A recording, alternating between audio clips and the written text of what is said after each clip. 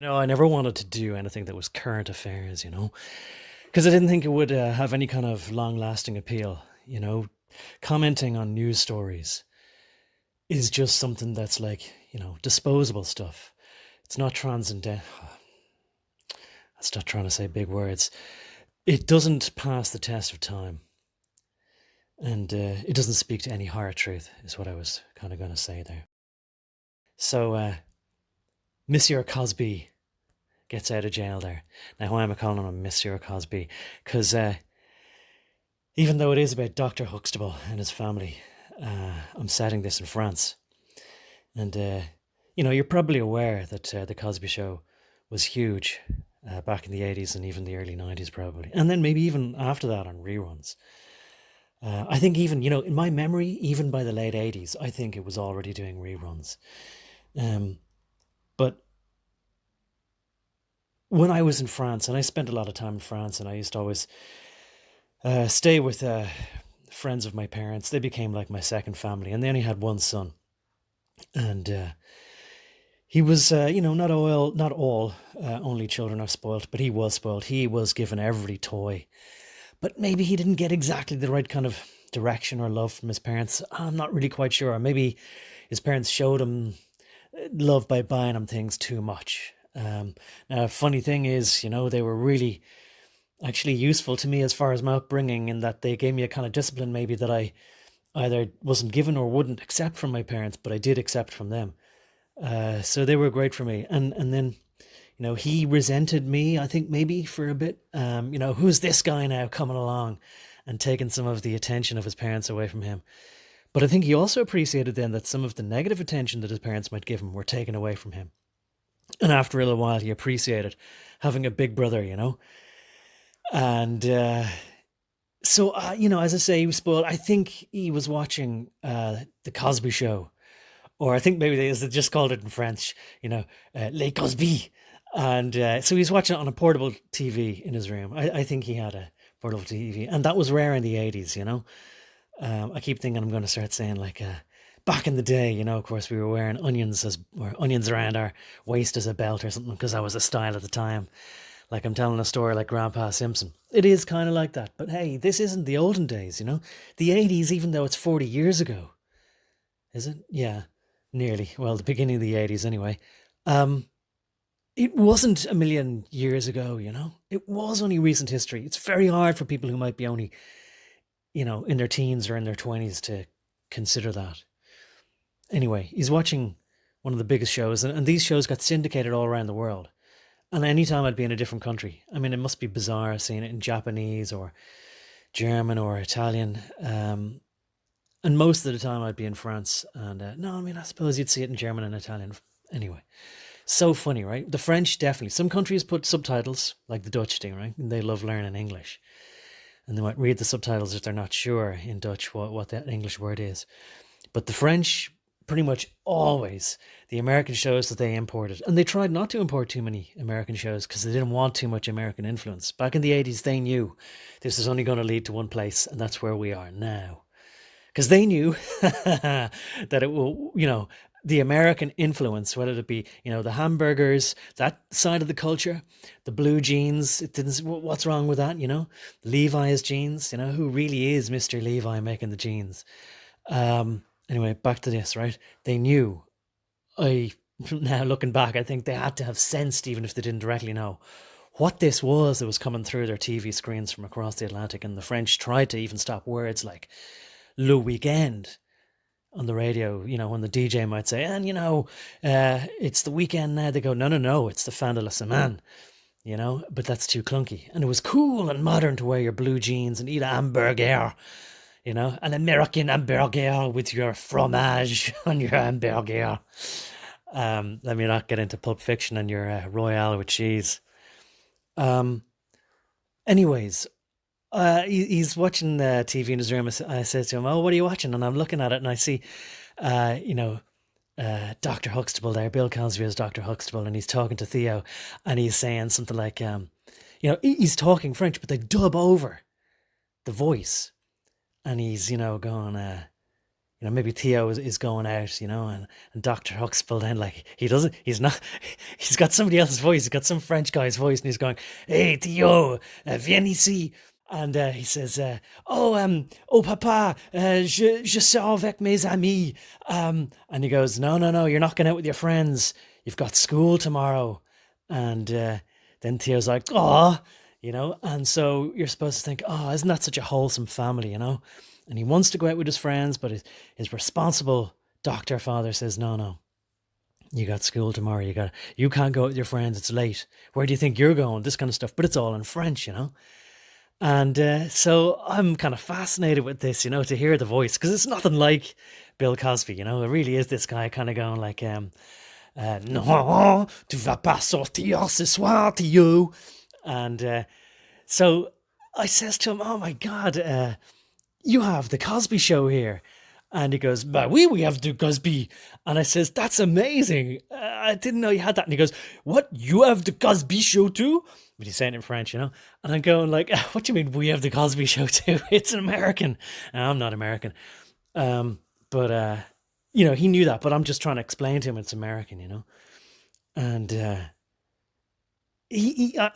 I'm saying, of course it is. Did you not know it's American? Can't you tell that it's dubbed? And this is the amazing thing, I mean, they do a fairly good job of it, but I think you have to be really Franco-centric. Every nation is sort of fixed in their country being the center of the world to a certain extent until they kind of widen their horizons a bit. Maybe do a bit of travel. When you're young, you think where you are is the center of the world. Even though at the same time, sometimes you might have dreams about distant shores and think something, whether it be in America, it's cool, or if you're in America, you think, oh, I'd love to go to Europe with their castles and their amazing architecture and their beautiful cities. It's not quite that, I've noticed that Americans think Europe is amazing. I'm not going to say that's wrong in that sense, but, dial your expectations down and maybe you won't be totally disappointed. Because, European cities are far more than just the pretty architecture. And there's other things you won't be able to ignore. So anyway, I recognise the propaganda much more now than it was then. And I also have to say in context, right? But I'll say this first, right? I'll finish the thought first. So Theo, he's all sheepish then. He's like, okay, Dad. And then in comes maybe his older sister. Can't remember her name. Maybe she was called Lisa. I think probably maybe so that it make the acting not too difficult for her, because her real name was Lisa Bonne, and maybe her surname indicated like she had a bonny face, pretty face, and she was nice. She was nice looking, and up until then, I don't think I'd ever looked at people like that and kind of gone, wow, they're pretty, So again, I mean, if you just think to the Hollywood producers and you think about all the people, all the girls who get to be stars and they're from a very young age, they're all very pretty, So all these Hollywood producers, I mean, they're able to assess how people look nice, and then people will maybe not identify with them, but look up to them. And we looked up to Dr. Huxtable and we thought, wow, okay, so he's a responsible father who cares about education, doesn't let his children go out and hang around with bad people. He was always telling Theo, don't hang around with bad people. So we were picking up these messages subtly. We were saying, okay, so his older sister, ooh, she's fine. And Theo, he's a bit of a rogue, but he's a lovable rogue. And with the instruction of his good, decent father, who's got a nice job. I mean, he's got one of the best jobs. He's a doctor, so he's clever. He's responsible. He cares about people, and he cares about his own family. And his wife is beautiful and lovely and supports him. So we thought, oh, wow, okay, so it's just a case of class. And these people value education. They got good jobs. They bring up their children nicely. And then many years later, we kind of discover, oh, right, so Dr. Huxtable is Bill Cosby. And Bill Cosby is not just a funny comedian who has a funny way of talking. And I can't do his impression, but you got to listen to Norm MacDonald and doing his impression and other people. But this is brilliant. When he's talking about when you met him and he's...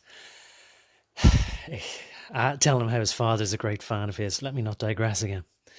But, you know, prior to this, so we accepted, not just in America, not just in New York, but in the world, in France, everywhere, we accepted this family as being just like us. And prior to that, there was another family. It was Diff'rent Strokes. I can't think of the name now. Anyway, I think Diff'rent Strokes, DIFF''RNT or something like that, to make it all hip and cool and scan nicely. So there was a very fatherly or avuncular figure even for us, you know, or to the two boys, you know, one was older, one was younger. And their names escape me now. But the surname was the Drummonds anyway, and these two kids were adopted. And the younger kid was the real star of the show. And then they had an older sort of, the father and his daughter, and then they adopted these two kids, you know. And the younger kid's catchphrase, and you're always waiting for him to say it, like, you know, what you talking about, Willis? Of course, his older brother was Willis. What you talking about, Willis? And he'd hang his lip out then, you know, or you know, puff his cheeks out a bit, you know, and put on this sort of pus on his face as if to kind of say, like, you know, how dare you, you know. And it was like an older expression, an expression of an older person on a younger kid. And this precociousness is something that really appeals to adults, and children laugh at it as well. And I would say that the Cosby Show couldn't have been as successful as it was, or couldn't even have been brought to TV. They wouldn't have dared if Diff'rent Strokes hadn't been such a success. So bit by bit, they, I suppose, moved that window of what is popular, first of all acceptable, then popular. And I suppose link by link, they chain a continuation of things together, stitch by stitch. They bring the thread together, or they weave the tapestry. It's quite amazing. And you do wonder, like, I mean, could it have been all a grand plan? Was it, you know, exactly planned, or was it things just happened to fall into place? And I think a lot of times it feels like both. But isn't it fascinating then that years later, they build something up and then it gets destroyed? Was that all part of the plan? It's so hard to envisage and imagine that it could have been.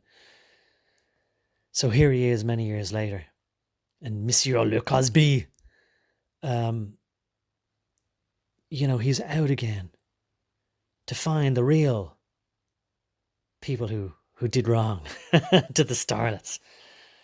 I don't know what's my point here. I think my point is that we didn't realize there was propaganda. I didn't realize there was propaganda, but when I saw a French kid watching this and thinking that the propaganda was made for him. Well, he wasn't thinking it was propaganda. But I could see that he was assimilating messages without understanding that he was assimilating them. And that he felt a proprietary emotion over the Cosbys. He felt that, no, these are French. These are French people, not American. They are ours, not yours. So I suppose maybe another insight into it is if I would try to tell him, no, this is not for you. This is not yours. Don't listen to this. This is putting ideas into your head that you don't even really understand. He would say, oh no, you're trying to take away from me what is mine. This is ours. And he would feel protective towards it. So it's quite amazing.